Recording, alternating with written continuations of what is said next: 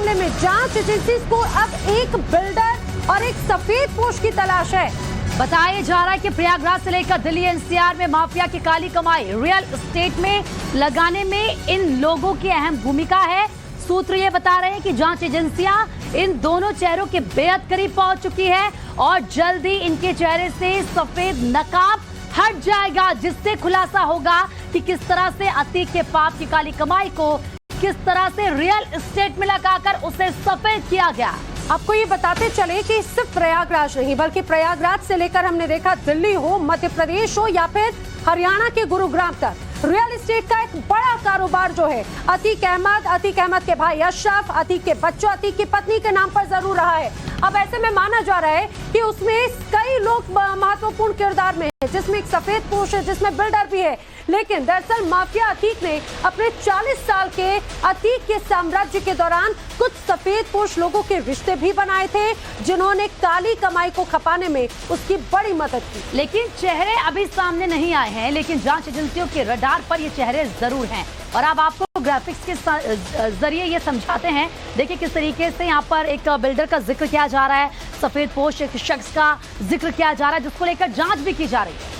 दरअसल ये वो दो मुख्य जरिए हैं। जब अतीक अहमद राजनीति में आया, जब अतीक अहमद का पूरा कारोबार बना, अब समझिए सफेदपोश यानी कि राजनीति से लिंक के बगैर कुछ काम संभव नहीं। लेकिन रियल एस्टेट में जब अतीक अहमद को अपने पैसे सेट करने थे, काली कमाई सेट करनी थी, तो उसमें इस बिल्डर का रोल बहुत अहम रहा है। माना जा रहा है कि अब जो जांच कर रही एजेंसीज है वो इस सफेदपोश और बिल्डर के बहुत नजदीक पहुंच चुकी है। यानी कि जांच जैसे जैसे आगे बढ़ रही है वैसे वैसे कई खुलासे भी हो रहे हैं।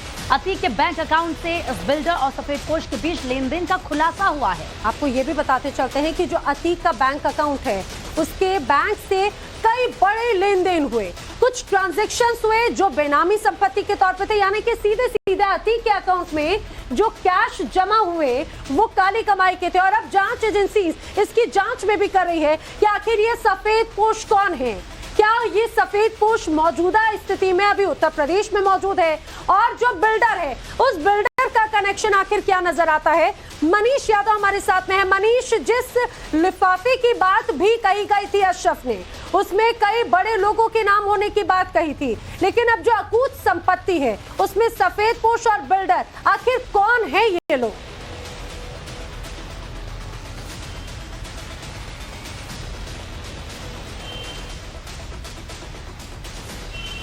मनीष,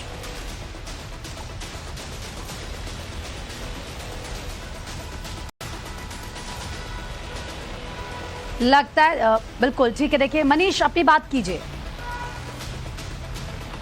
लगता है मनीष तक आवाज नहीं पहुंच पा रही है, लेकिन प्रीति, जिस तरह की जो अभी जो तस्वीर नजर आई है, यहाँ पर ये पूरा कनेक्शन नजर आता है बिल्डर और इसके साथ साथ यहाँ पे जिस तरह से सफेदपोश का भी। जी मनीष, आप सुन पा रहे हैं हमें?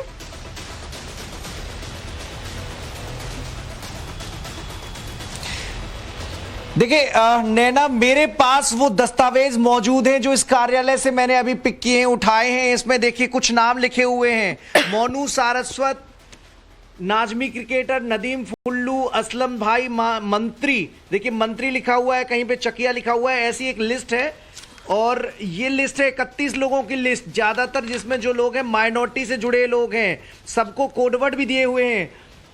जीरो लिखा हुआ है किसी के नाम के आगे, किसी के नाम में गुड्डू लिखा हुआ है, किसी के नाम के आगे लाभ तेल लिखा हुआ है, सैयद नजीब राजा शायर लिखा हुआ है। देखिए इनके फोन नंबर है। दूसरा, ये तीसरा जो कॉलम है वो है बैलेंस का: 58,990 रुपए, 3,01,018 रुपए, 9,225 रुपए, 1,09,240 रुपए। और जो टोटल बैलेंस है, देखिए टोटल बैलेंस है वो 26 लाख से ज्यादा की रकम का ये बैलेंस नजर आ रहा है। इनका एड्रेस भी लिखा हुआ है, हाथ से लिखा हुआ है। ये कौन है? ब्रदर ऑफ आमिर हैं, बमरौली में रहते हैं। कौन? हमजा।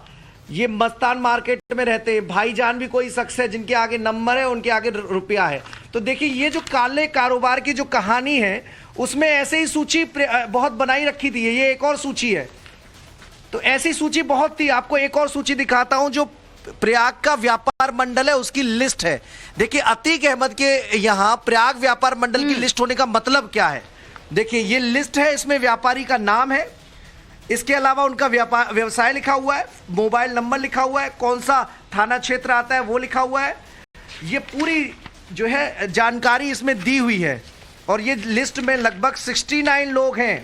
इसके अलावा बार एसोसिएशन की भी लिस्ट है। अब ये कारोबारियों की लिस्ट यहां अतीक अहमद के कार्यालय में है क्यों?